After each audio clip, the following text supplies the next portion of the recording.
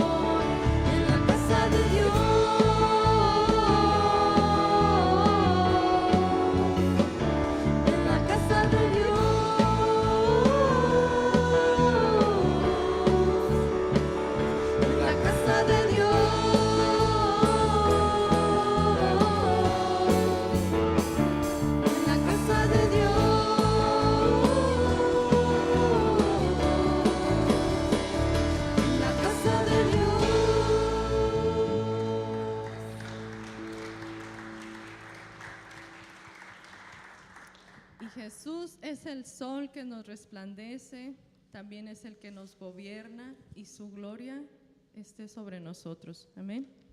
Es tu gloria, Señor.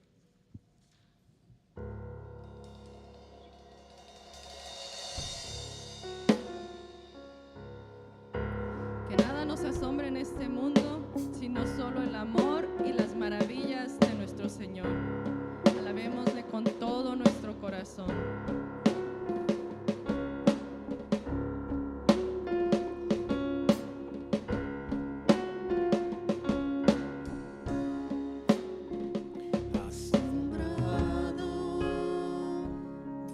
Ante la grandeza de tu gloria, ante la belleza de tu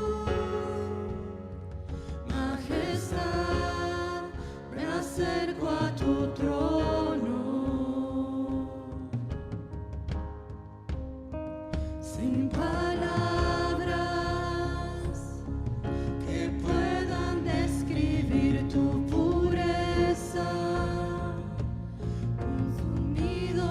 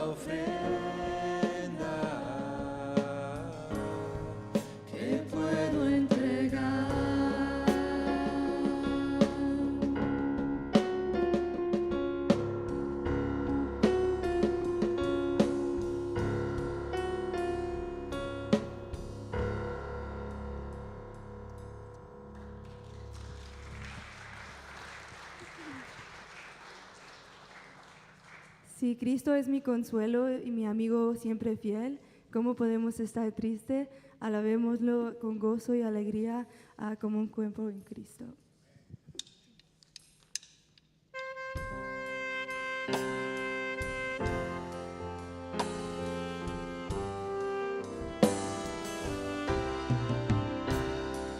¿Cómo podré estar triste?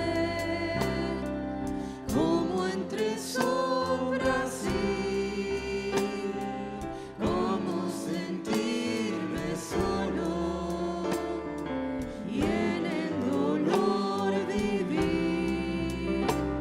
Si Cristo es mi consuelo, mi amigo siempre fiel, si aún las aves tienen seguro asilo en él, si aún las aves tienen seguro asilo en él, feliz cantando alegre, yo vivo siempre aquí, si él cuida de las aves, cuidará también de mí.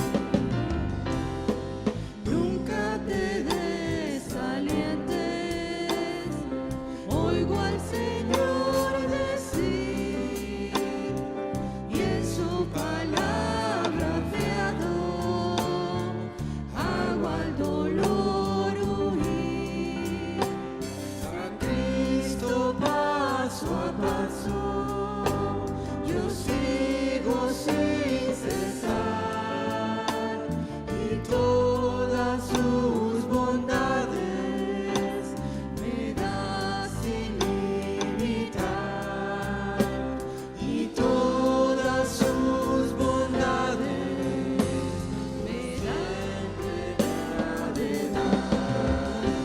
Feliz cantando alegre, yo vivo siempre aquí, si él cuida de las aves, cuidará también de mí.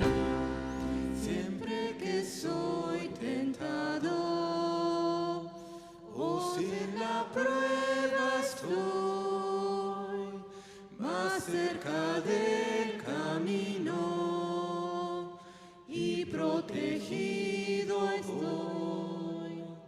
Sin mí la fe desmaya y sufro de ansiedad.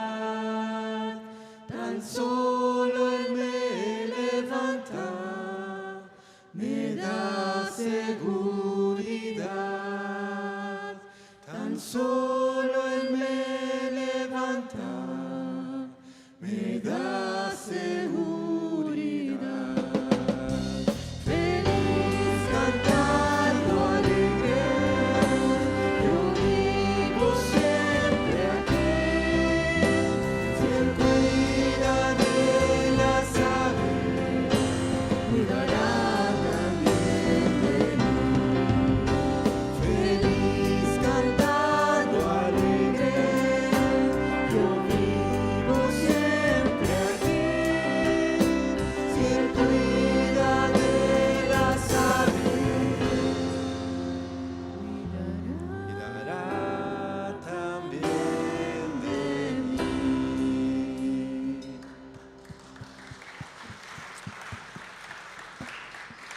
Sigamos alabando a Dios con la lectura de la palabra del Señor.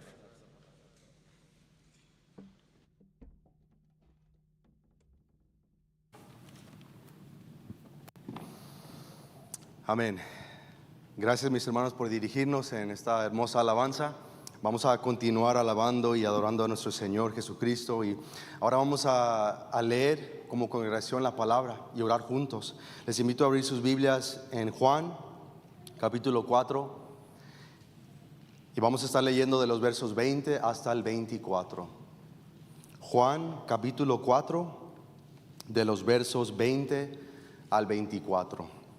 Y cuando esté ahí, si por favor puede confirmar con un amén. Una vez más, Juan capítulo 4, vamos a leer alternadamente desde el verso 20 y nos unimos en el 24. La palabra de nuestro trino Dios dice: nuestros padres adoraron en este monte, y vosotros decís que en Jerusalén es el lugar donde se debe adorar.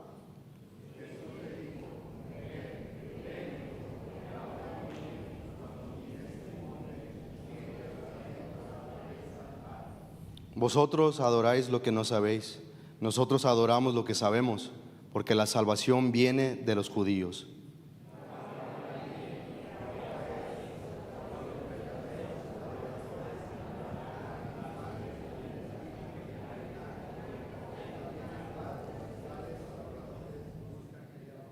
¿Todos juntos? Dios es espíritu, y los que la adoran en espíritu y en verdad es necesario que adoren. Amén. Dios bendiga su santa palabra. Vamos a tomar un momento y ahora vamos a orar juntos. No sé cómo es que usted ha venido esta mañana, no sé las cargas de esta semana, las tentaciones o aún los gozos y las bendiciones que usted ha experimentado. Traiga todo eso delante de los pies del Señor. Vamos a orar. Les invitamos a ir a su Padre Celestial y yo concluyo orando.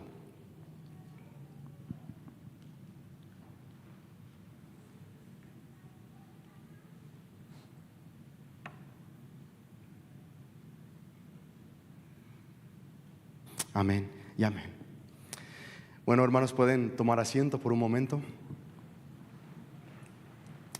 Una vez más queríamos extender una bienvenida a cada uno de ustedes. Es un gozo, es un privilegio poder estar reunidos, adorar juntos, estar juntos. No hay mejor lugar que estar con el pueblo de Dios adorando a nuestro Dios. Por lo tanto, si hay alguna persona que nos visita por primera o tal vez segunda vez, deseamos que usted se sienta bienvenido. No sé si hay alguien entre nosotros, pero si no lo hay, que Dios les bendiga. Es un gusto poder estar juntos. Ahora vamos a darnos un saludo. Nuestro hermano Adiel nos va a dirigir en una alabanza y les invitamos a salir de su lugar y denle un saludo fraternal a nuestros hermanos.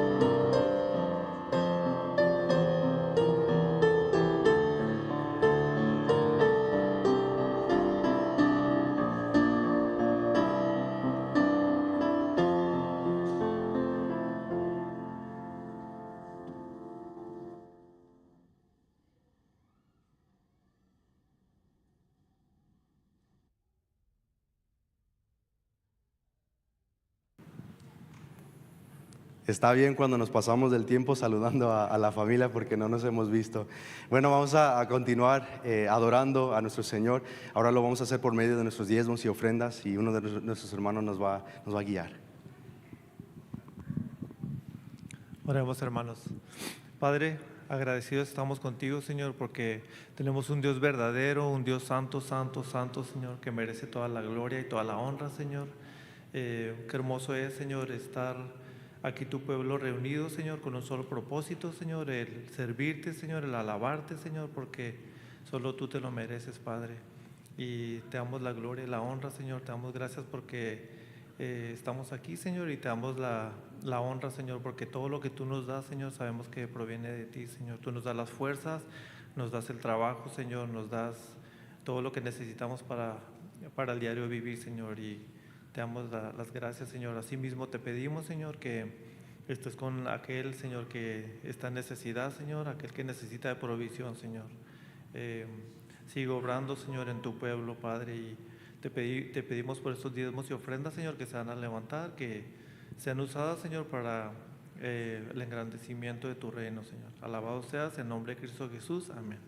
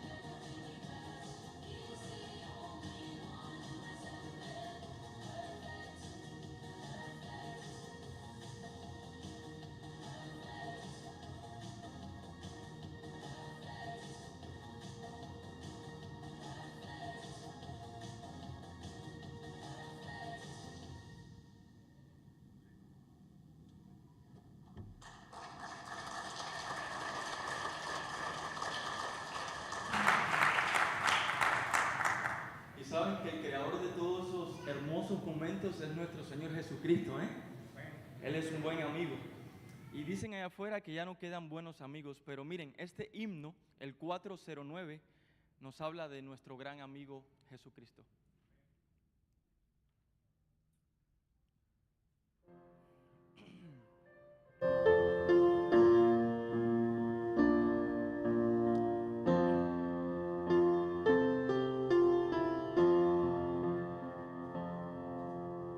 Oh, qué amigo nos es Cristo. Él llevó nuestro dolor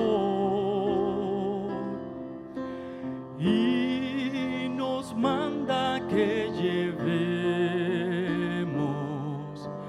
todo a Dios en oración. Vive el hombre desprovisto de paz, gozo y santo amor. Esto es porque no llevamos todo a Dios en oración. Vives débil y cargado de cuidados y temor. A Jesús refugio eterno, dile todo en oración. Te desprecian tus amigos, cuéntaselo en oración. En sus brazos de amor tierno, paz tendrá tu corazón. Jesucristo es nuestro amigo, de esto prueba nos mostró, pues sufrió el cruel castigo que el culpable mereció. El castigo de su pueblo, en su muerte él sufrió. Cristo es un amigo eterno, solo en él confío yo. Amén. Escuchemos la palabra de Dios de nuestro hermano pastor Víctor.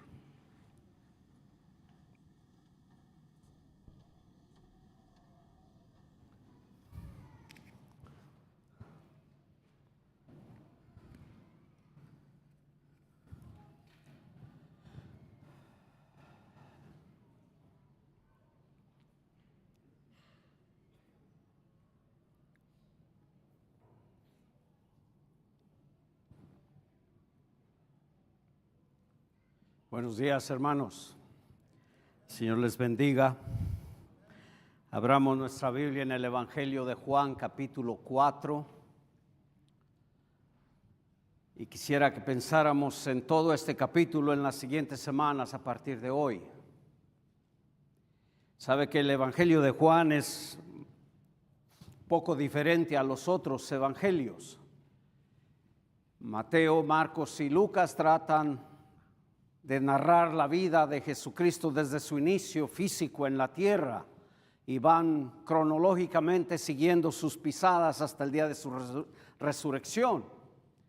El Evangelio de Juan es diferente, empieza en la eternidad y de ahí habla de unos cuantos discípulos que le siguieron. Y el evangelista levanta 7 milagros en la vida de Jesús para demostrar que Él era el Cristo y para generar fe en nosotros. 7 señales desde el capítulo 2 hasta el capítulo 11 de Juan, con la resurrección de Lázaro. De esos 7 señales está estructurado todo el libro. 7 señales que Él escoge de todo lo que hizo Jesús, para generar vida en las personas que lo leyeran. De ahí que cada señal o cada milagro tiene ese fin de invitar a la persona que cree en Cristo Jesús. También hay 7 declaraciones. Yo soy la puerta, yo soy la luz, yo soy el camino, yo soy la vid verdadera. 7 veces, y todo gira alrededor de esas declaraciones, hasta el capítulo 11, hasta el capítulo 15 de Juan. Eso es lo que está metido en este capítulo 4. Ahora, si quiere ver solo el capítulo 4 desde su punto de vista narrativo, hay grandes enseñanzas para nosotros, y eso es lo que vamos a ver, todo el capítulo 4.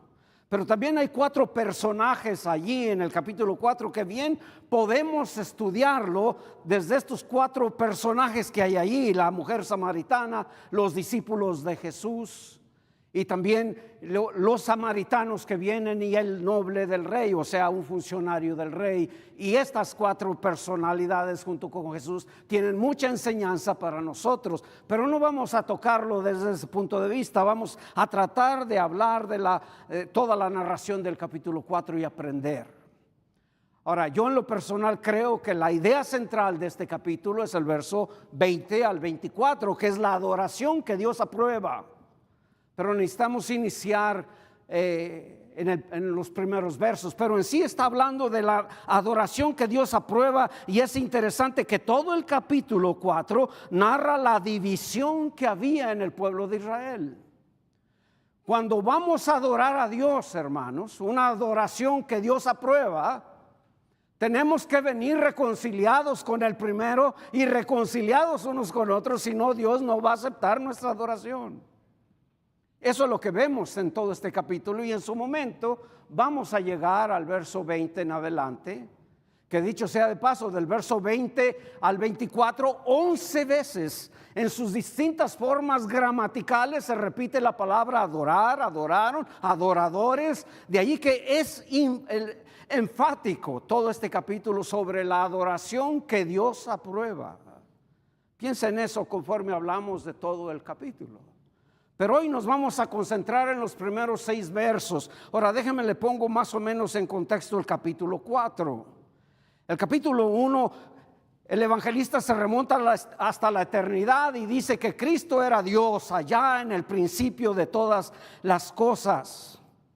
Él está introduciendo la identidad divina de Jesucristo. Él no se pone a pensar en el pesebre cuando nació Jesús. Él solo dice en el verso 14: y el verbo fue hecho carne. Luego también nos introduce el ministerio de Juan el Bautista y su encuentro que tuvo con el Señor y los primeros discípulos en el capítulo 1.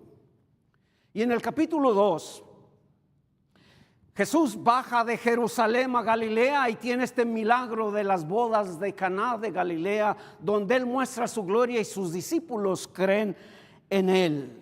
De allí sube a Jerusalén otra vez a la fiesta de la Pascua. Hay algunos comentaristas que creen que hubo 2 fiestas de Pascua en las que Jesús participó, pero el Evangelio de Juan en sí la pone al inicio de su ministerio, y tal parece que solo era una. Simplemente Juan, como escogió eventos de la vida de Jesús, escoge la fiesta de la Pascua y la pone al inicio. Él no lleva un relato cronológico de la vida de Jesús, pero él sube en el capítulo 2 a la fiesta de la Pascua, y él hace muchos milagros allí, de tal manera que muchos creían en él por las señales que él hacía, dice al final del capítulo 2, pero Jesús no se fiaba de ellos, porque creían en él por lo que él hacía, no por lo que él era, y no se fiaba, no se comprometía con ellos. Y luego en la noche, al final del capítulo 2, viene este personaje llamado Nicodemo, un hombre sumamente moral. En el capítulo 3 vino de noche a Jesús, y póngase a pensar, este hombre era un maestro de Israel, era un ejemplo a seguir, era un enemigo de Cristo Jesús, pero quiere hablar con él. y no se arriesga a venir de día, sino que viene de noche. Y Jesús allí le da una tremenda enseñanza a Nicodemo. Le dice: tienes que nacer de nuevo. Un hombre sumamente moral, no comprendió el lenguaje de Jesús, pero Jesús le dice allí ese hermoso verso del verso 15, de que todo aquel que en él cree no se pierda, mas tenga vida eterna, porque de tal manera amó Dios al mundo, dice en el 16. Tenemos ese relato allí del capítulo 3, donde Jesús tiene este encuentro con este personaje moral, sumamente moralista, pero luego entra el capítulo 4, una entrevista con otra persona totalmente inmoral, contrario a Nicodemo. Allí nuestro Señor lo mismo le da sentarse con alguien que es maestro y ejemplo de la sociedad, como con alguien que es totalmente lo contrario, una vergüenza para la sociedad, que es lo que la gente pensaba de la samaritana. De ahí que algunos le llaman la mala samaritana, ¿verdad? Pero nuestro Señor Jesús le dio tiempo a alguien inquieto por su religión, Nicodemo, pero también busca a alguien, porque la mujer no buscó a Jesús. Él busca a esta mala samaritana por la gran necesidad que ella tenía.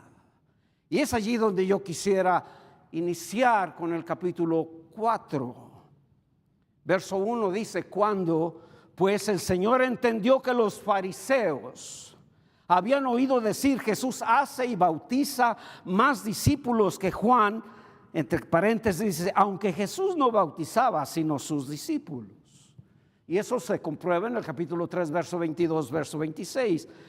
Cuando él entendió eso, dice que salió de Judea y se fue otra vez a Galilea, otra vez, porque en el capítulo 2 andaba en Galilea. Y le era necesario pasar por Samaria. Le era necesario pasar por Samaria. Vino pues a una ciudad de Samaria llamada Sicar, junto a la heredad que Jacob dio a su hijo José, y estaba allí el pozo de Jacob. Entonces Jesús, cansado del camino, se sentó así junto al pozo.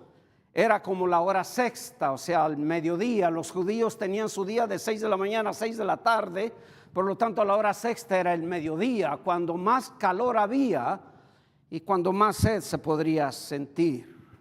Aprendamos un poco lo que hay en estos versos. Aprendamos de la historia del pasado de Israel. Versos 5 y 6, a la ciudad llamada Sicar, junto a la heredad de Jacob, que Jacob dio a su hijo José, y estaba allí el pozo de Jacob. Aquí el evangelista nos manda al pasado, a la historia de Israel, cuando menciona estas ciudades y este pozo. El Señor entiende, ¿verdad? El Señor entiende lo que está pasando en el entorno entre él y el Bautista. Por causa de eso decide poner distancia entre él y Juan el Bautista. El ministerio de Juan el Bautista aún no llegaba a su fin y el Señor no quería interferir con ello. Dejó que las cosas siguieran su curso, ya que los fariseos habían oído hablar del ministerio de Jesús y de sus discípulos. Ahora que Jesús hacía más discípulos que Juan, los líderes religiosos judíos se centraron su atención en él, dice el verso 1. Así que Jesús salió de Judea al sur, porque Judea está al sur, y fue a Galilea, la parte norte de Palestina. Una distancia como de 100 millas, los que conocen kilómetros, más o menos 190, 200 kilómetros de distancia. Era una jornada de 3 días de camino. Él se va para allá. Para llegar allí es importante notar que Jesús tuvo que viajar a través de Samaria. Le era necesario pasar por Samaria. Esta no sería la ruta normal para los judíos ortodoxos, quienes buscaban evitar contacto con los samaritanos, ya que los judíos creían que los samaritanos eran una raza inmunda. De ahí que ellos nunca pensaban en cruzar el territorio de Samaria. Toda la Palestina estaba dividida al oeste del río Jordán, por Galilea al norte, Samaria en el centro y en el sur Judea. Al este del Jordán estaba Perea, Decápolis y Turea. Los judíos ortodoxos salían por Jericó, cruzaban el Jordán y se iban por Perea y Turea y cruzaban otra vez el Jordán en el norte de Galilea para no pasar por Samaria porque eran inmundos, según ellos. Le era necesario pasar por Samaria, aunque no fuera la ruta normal. Así que el Señor Jesús le dio prioridad a satisfacer las necesidades espirituales sobre facilitar, respaldar y practicar divisiones sociales y raciales impías. Él no quería nada, no quería tener nada que ver con eso. Y a él le importó poco tener que cruzar por Samaria. Entonces vemos un poco de esa historia ya del pasado. También vemos la importancia histórica de Sicar. Cuando Jesús entró en Sicar, en Samaria, era consciente que este lugar estaba lleno de historia. En la Biblia, hermanos, hasta la geografía es importante y nos enseña grandes lecciones. Y Juan, el evangelista, hace énfasis en que vino a la ciudad llamada Sicar, una ciudad de Samaria. ¿Qué tiene que ver eso? Pues mucho. Él que se había encarnado, Él era el Dios encarnado. El Señor Jesús podía recordar los momentos hermosos y dolorosos que tuvieron lugar allí en Sicar. Mientras Jesús miraba a su alrededor, podía ver el legado de la fidelidad de su Padre. En ese lugar podía ver el pozo de Jacob. Dios había sido fiel con Jacob, llevándolo a través de dramas familiares, conflictos y relaciones no reconciliadas para echar raíces en ese lugar. Sicar estaba en las cercanías de la ciudad del Antiguo Testamento llamada Siquem. De hecho, muchos eruditos incluso creen que Sicar y Siquem son dos nombres para el mismo lugar. Fue en Siquem donde Jacob se estableció después de reconciliarse con su hermano Esaú. Recuerde que Jacob le robó a Esaú su primogenitura y le robó la bendición. Y Esaú, lleno de rabia, dice: cuando mis padres envejezcan y mueran, voy a matar a Jacob. La madre de estos oye y manda a Jacob al este, a Persia, de donde ellos vinieron, y pasa ya 20 años, consigue a sus mujeres y a 11 de sus hijos con una hija, y Dios le dice: regrésate a tu tierra. Pero Jacob iba temblando. Primero tuvo problemas con su suegro, ahora se enfrentaría a su hermano al cual había robado. 20 años en el extranjero, con esta culpa de haber usurpado el puesto de su hermano. Ahí estaba él, sin reconciliación. Dios había sido fiel en sanar las profundas heridas de división que existían entre Esaú y Jacob, y fue en ese lugar donde Jacob erigió un altar de gratitud a Dios, porque cuando se encuentra con su hermano, temeroso de que éste lo matara. Usted lea la historia, Génesis 32 y 33, es una hermosa historia. Él, lleno de temor por lo que su hermano le hiciera, su hermano corre cuando lo ve, lo abraza y lo besa y le perdona. Y cuando Esaú trata de ayudarlo a seguir el camino, dice: mira, ya me has visto, ya me has perdonado, he visto con tu rostro como el rostro de Dios. Déjame seguir al paso de las cabras y de los chiquitos y de las mujeres para no matarlas en el camino. Ya estoy en paz porque me has perdonado, y al hacerlo he visto tu rostro como el rostro de Dios. Esaú es el incrédulo, hermanos. Jacob es el creyente, el que representa a los creyentes, pero aquí el incrédulo da el primer paso y se reconcilia con su hermano. Y cuando Jacob ve a su hermano, dice: he visto el rostro, tu rostro como el rostro de Dios, lo cual indica que cuando perdonamos a otros, nos parecemos a Dios, porque Él es el que perdona. Allí Jesús, en el pozo sentado, podía ver la fidelidad de Dios con este hombre Jacob al sanar esas heridas profundas de división que había entre ellos. Con razón Jacob erige un altar de gratitud al Señor en Génesis 33, 18 al 20. Había un legado de fidelidad y reconciliación en la tierra de Sicar.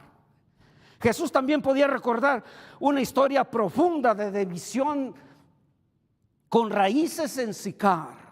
Fue en Siquem donde el reino de Israel se desgarró y descendió a una guerra civil de 200 años como naciones divididas. Las 12 tribus se hicieron 2 naciones, el reino del norte y el reino del sur. Allí en Siquem, el pueblo de Dios se dividió por egoísmos, por pecados, por puntos de vista personales. Usted lo puede leer en 1 Reyes capítulo 12.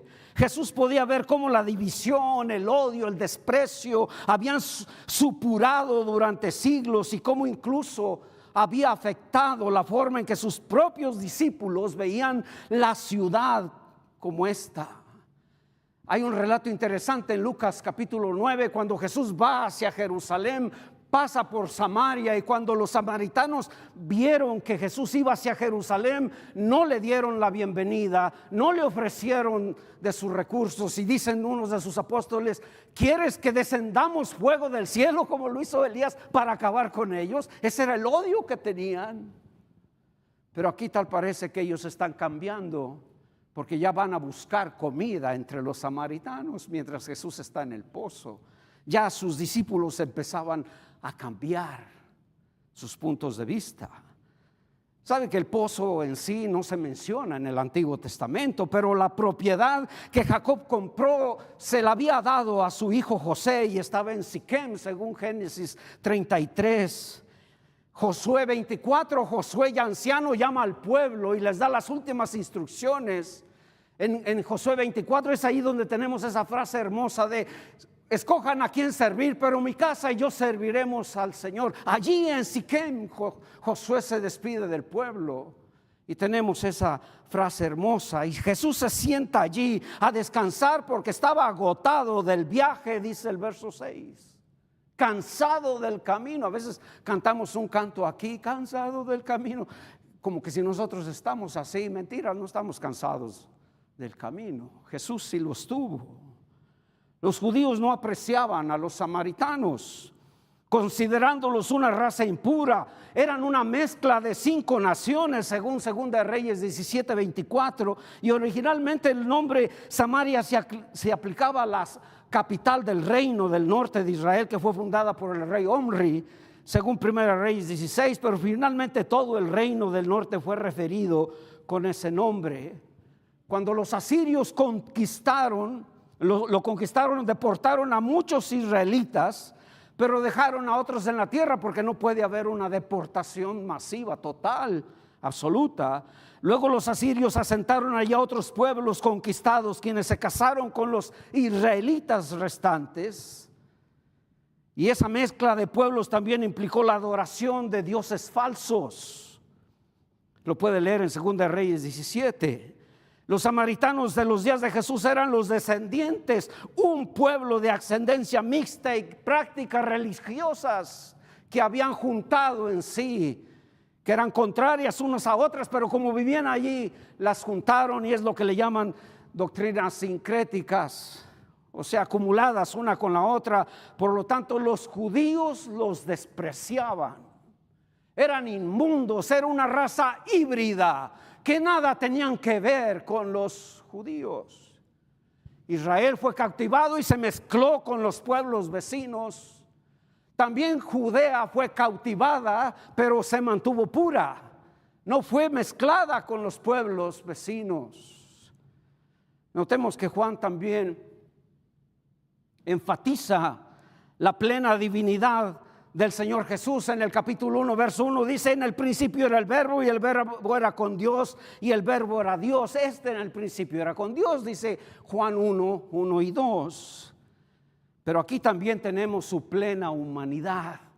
No solo una divinidad completa, sino su plena humanidad. Él estaba cansado, dice el verso 6, y sediento además. Ese es nuestro Señor Jesús. En términos teológicos, la unión de 2 naturalezas distintas, vida y humana, en una persona se conoce, según los maestros de la teología, como una unión hipostática, o sea, hipostática porque se une lo divino con lo humano. Y Jesús era ese. Jesús, el Señor Jesús fue, es y siempre será Dios hombre. Siempre, 100% Dios, 100% hombre, porque eso es lo que necesitábamos. No necesitábamos a un hombre perfecto, necesitábamos a Dios hecho hombre. Solo Él podía librarnos y salvarnos. Y Él permanece así hasta el día de hoy.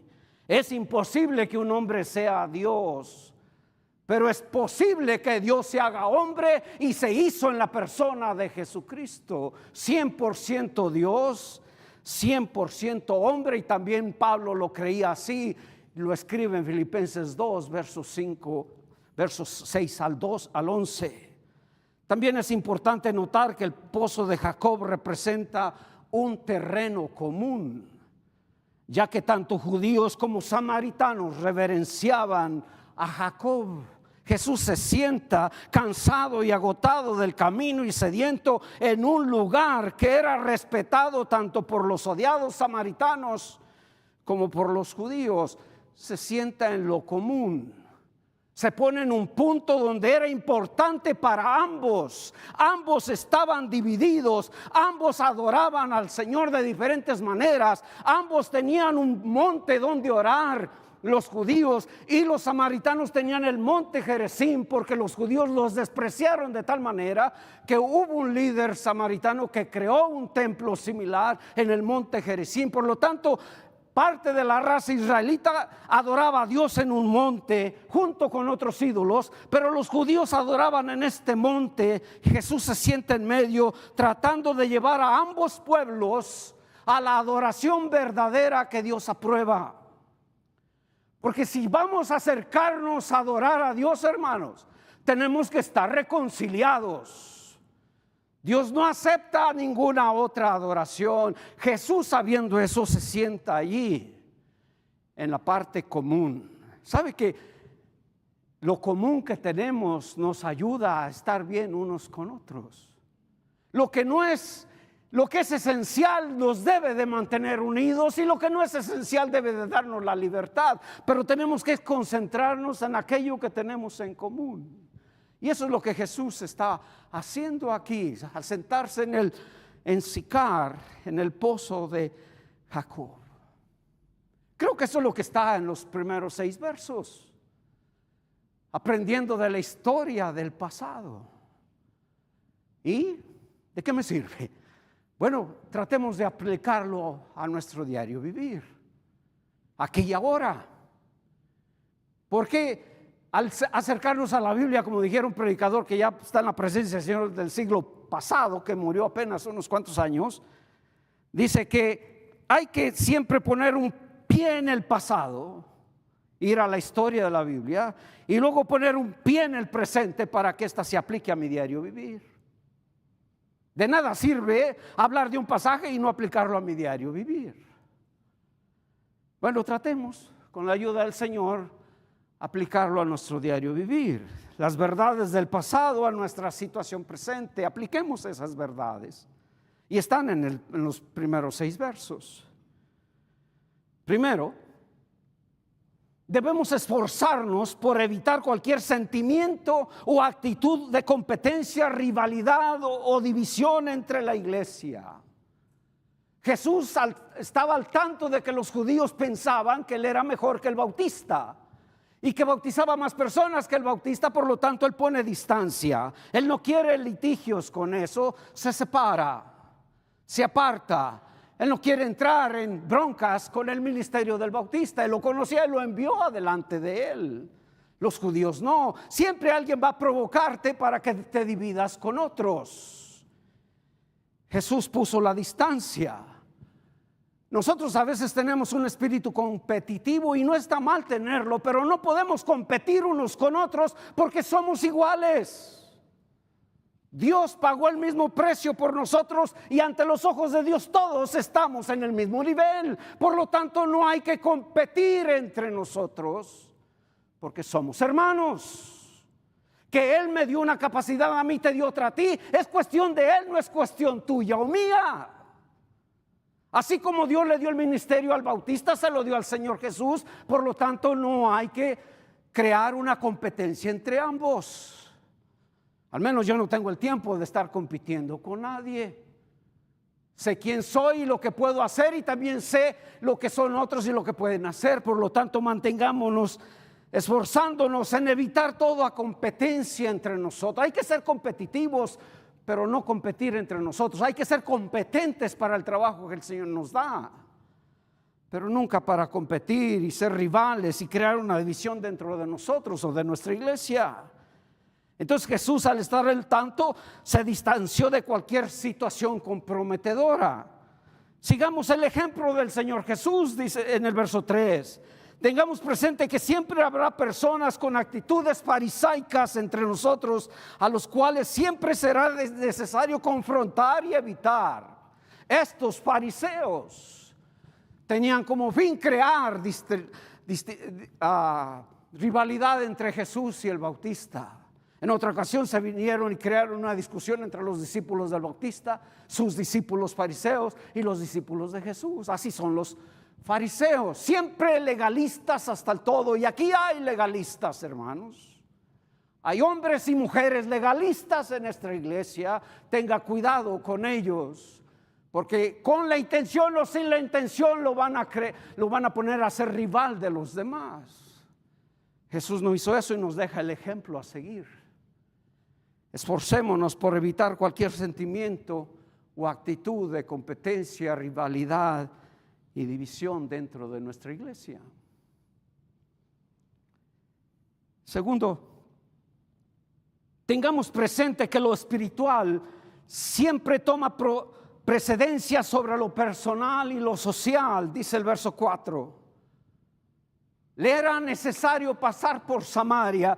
¿Sabe que aparentemente el Señor no tenía ninguna necesidad física para cruzar por Samaria? Comida o agua la podía conseguir en el camino a Jericó y cruzar el Jordán. Había lugares donde conseguir agua y comida.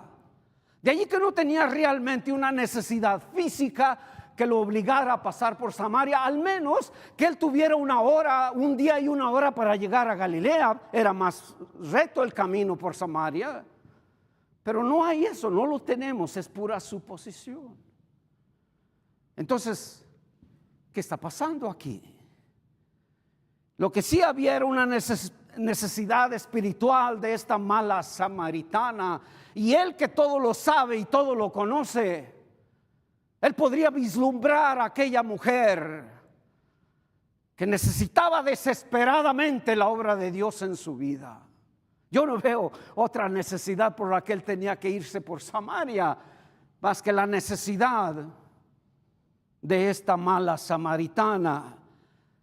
Necesidad que solo Cristo podía suplir y que también podía corregir esa inmoralidad que ella tenía. Y lo hizo. Lo hizo.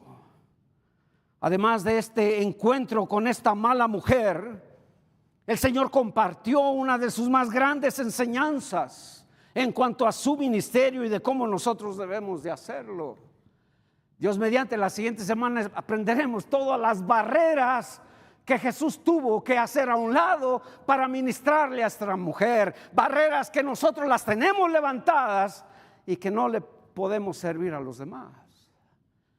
Aprenderemos eso de Jesús cuando Él se acerca con esta samaritana.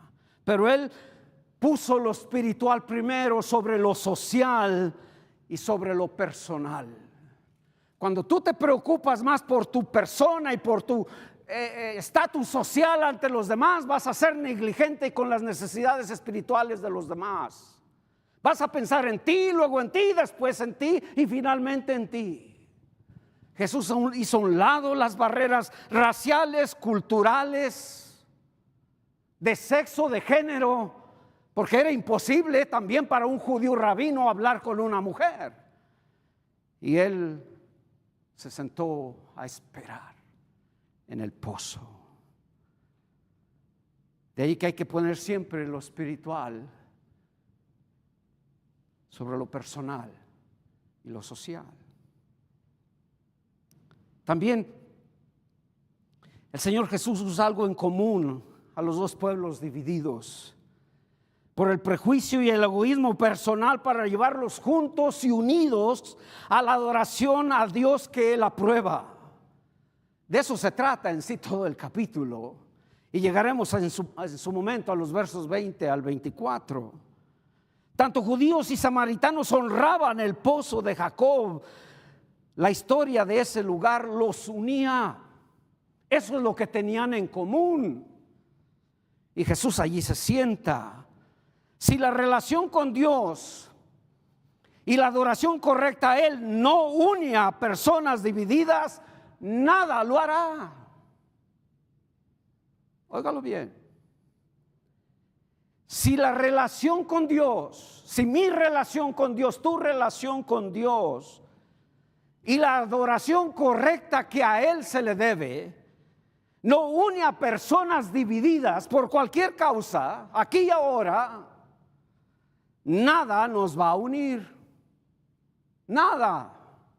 Ella le dijo, parece que eres profeta. Nuestros padres adoraron aquí y ustedes dicen que allá, y Jesús le da cátedra de cómo hay que adorar a Dios en el verso 21 y 23. Ustedes adoran lo que no saben, le dijo Jesús, porque la salvación viene de los judíos. Pero Él trata de corregirle sus ideas prejuiciosas y racistas que ella tenía.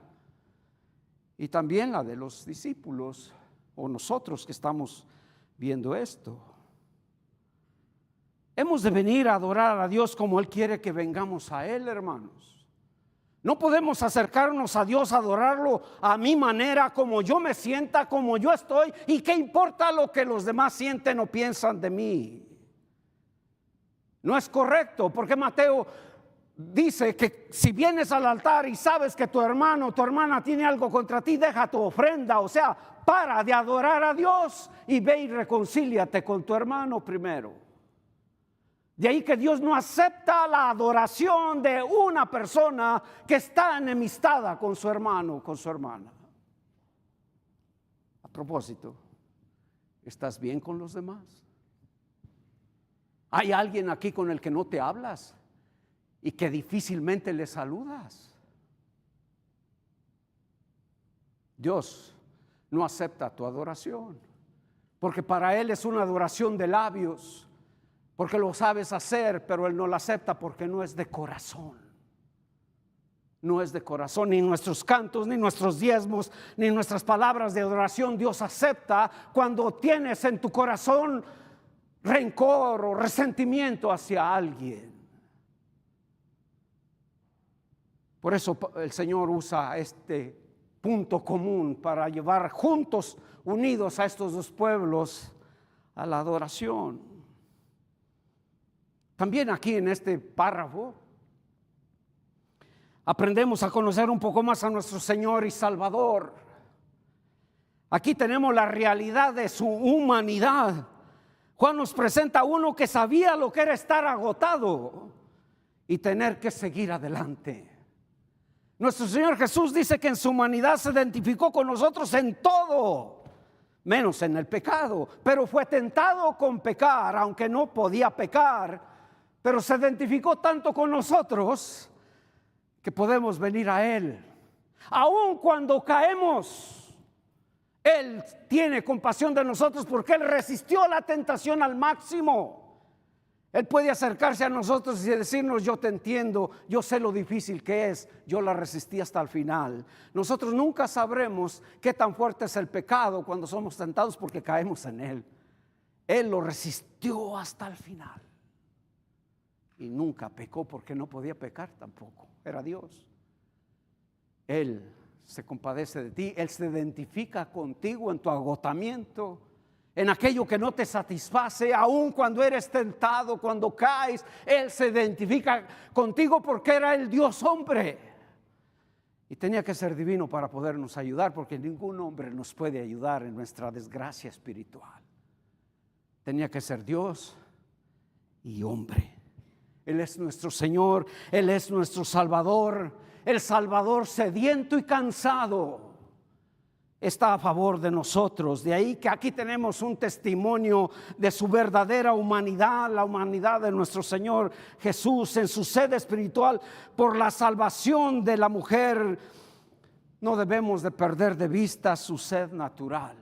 Él tenía sed, sí, pero sed de ayudar a esta mala samaritana. Él vino a buscar y a salvar lo que estaba perdido, y nada le satisfacía a él más que suplir la necesidad espiritual de las personas que venían a él. Aunque él también hiciera a un lado su necesidad natural. Cristo era completamente humano, pero también era completamente divino. Pero en su humanidad, eso le dio capacidad para sufrir la muerte. Dios no puede morir. Dios no muere. Nadie le puede quitar la vida.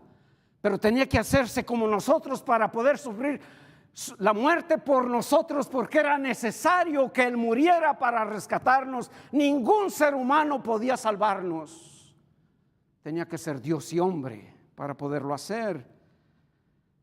También nos da un poderoso ejemplo a nosotros para poder seguir sus pisadas y hacer a un lado lo que está en nosotros que nos estorba para ministrarle a otros en sus necesidades. Vemos también su identidad o su parentesco con nosotros como humano. Él nos comprende. Cuando el ángel le decía a sus padres cuando nacía en la tierra, llamará su nombre Jesús porque Él salvará humanamente, Él es el Salvador. Y también le dijo, y llamará su nombre Emmanuel, que significa Dios con nosotros, Dios lejano, trascendente, pero también era emanente aquí con nosotros Jesús, porque era lo que necesitábamos. No necesitamos a un Dios distante, trascendente, lejos de lo que yo vivo aquí ahora. Necesitamos a un Dios cercano a nosotros, y Él lo hizo en Jesús. Vino y nos echó sus brazos, y nos ama y nos perdona y nos levanta aun cuando hayamos caído, porque a eso vino Él. Y si lo hizo con una mala mujer como la samaritana, ¿no lo hará acaso contigo? Claro que sí. Hay una implicación también de su deidad. Si hubiera sido un hombre que afirmaba tener poderes divinos, habría pedido agua. Un impostor habría intentado un milagro. Su reserva divina, Cristo nunca fue derrochador en milagros porque es consciente de la plenitud del poder divino que tenía. Él siempre utiliza los medios naturales siempre que puedan servir a sus propósitos. Él podía haber sacado agua allí que le viniera en un vaso y bebérsela, hombre. Así como cuando el diablo lo tentó en el desierto, si eres hijo de Dios no tienes que tener hambre, di que estas piedras se conviertan en pan. Él podría haberlo hecho y no lo hizo, porque Él siempre usa lo natural para suplir la necesidad. Tenía que ser hombre y tenía que ser Dios. Alguien lo puso de esta manera, déjeme ver si me puedo explicar. Solo el Dios hombre puede salvarnos. Alguien lo puso de esta manera, que hay un gran abismo entre Dios y el hombre, un golfo en medio de los dos que nadie puede cruzar. Si es Dios, Dios puede levantarse hasta aquí y ahí se queda, porque como no es humano no puede poner su pie en la tierra. Un santo, por más santo que sea, no puede ni poner el pie aquí ni ponerlo acá, porque si lo pone aquí llegaría solo hasta aquí. De ahí que aquí están los mejores, Abraham, Moisés, la Virgen María, todos ponen su pie en la tierra identificándose con nosotros, pero solo llegan hasta aquí, no cruzan el abismo. Ni un ángel podría hacerlo porque ni Dios ni hombre, por lo tanto el ángel solo andaría aquí. Para poder cruzar el abismo tenía que ser Dios con su pie bien puesto en su territorio y hacerse humano y poner su pie bien puesto en nuestro territorio para poder salvarnos. Y ese es Jesucristo, que hizo a un lado todo, se humanó porque te tenía a ti en mente.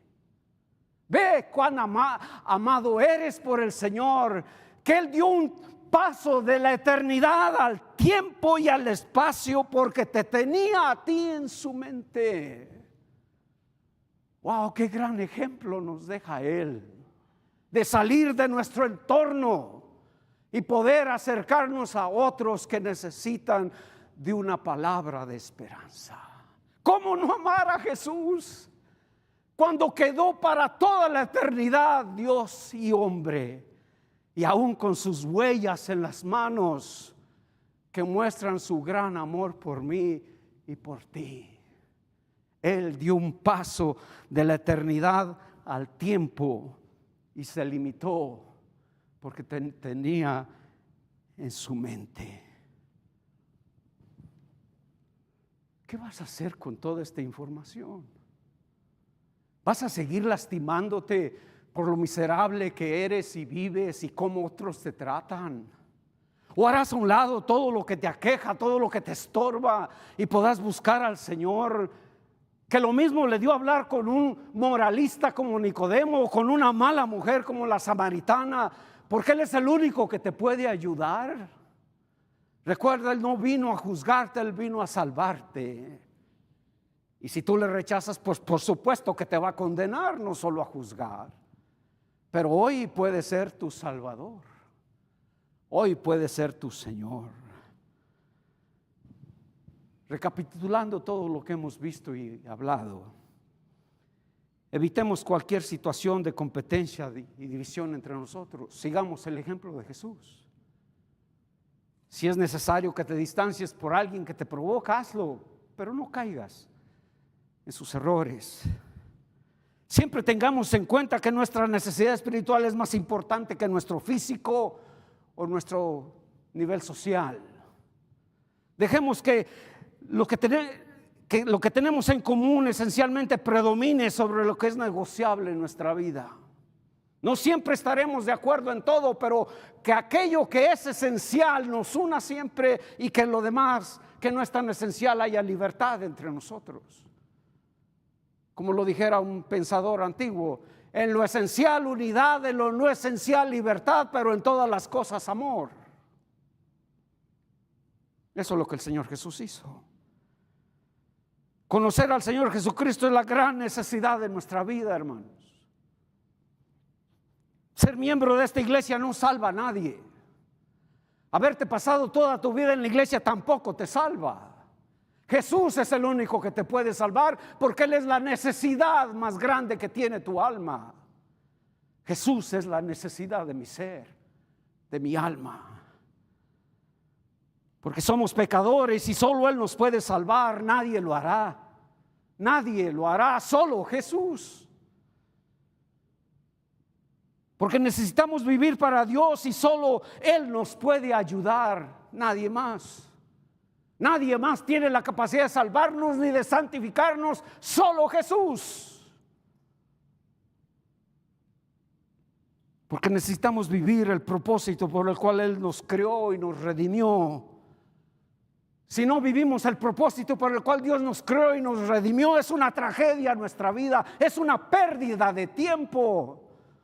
Por lo tanto, vengamos a Jesús para poder encontrar la razón de nuestra existencia. Allí es que verdaderamente seremos seres humanos, cuando nos identifiquemos con nuestro Creador. Solo Cristo nos puede ayudar.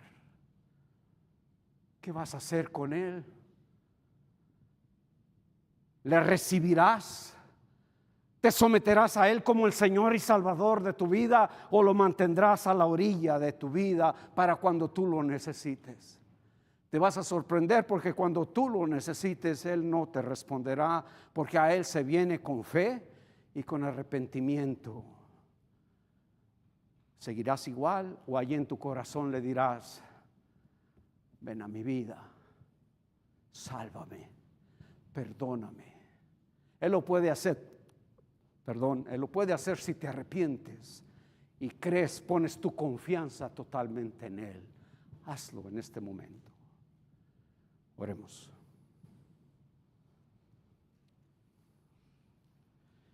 Con nuestro rostro inclinado y en esa actitud de oración, tómate este momento y y haz la oración que necesitas hacer. Si Cristo es el Señor y Salvador de tu vida, glorifícalo. Él está por ti y para ti. Pero si no, hombre, allí donde estás, reconoce tu pecado, cree en Él y recíbelo como el Señor y Salvador de tu vida.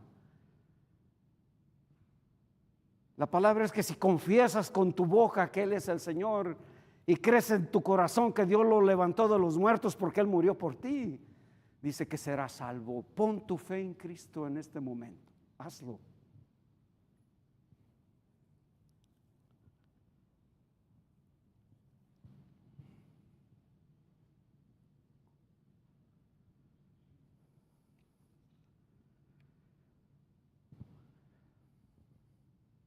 Y si alguno entre nosotros hizo esa oración o hizo esa decisión de seguir al Señor, déjenos saber, por favor. Queremos ayudarlo con lo que dice la palabra para que su caminar sea de inicio, sea bueno. Pídale a alguien que usted conoce aquí que ore por usted o que le guíe a alguno de los hermanos aquí que le ayuden. No tiene que caminar solo. Para eso estamos aquí. Padre, gracias por tu presencia, gracias por tu palabra, gracias porque a través de ella siempre nos hablas, nos exhortas, nos corriges, nos reprendes, nos instruyes para ser mejores servidores tuyos.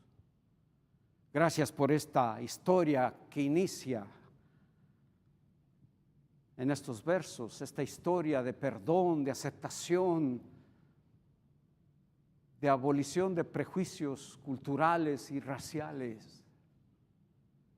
Gracias por lo que en esa historia nos relatas y nos enseñas.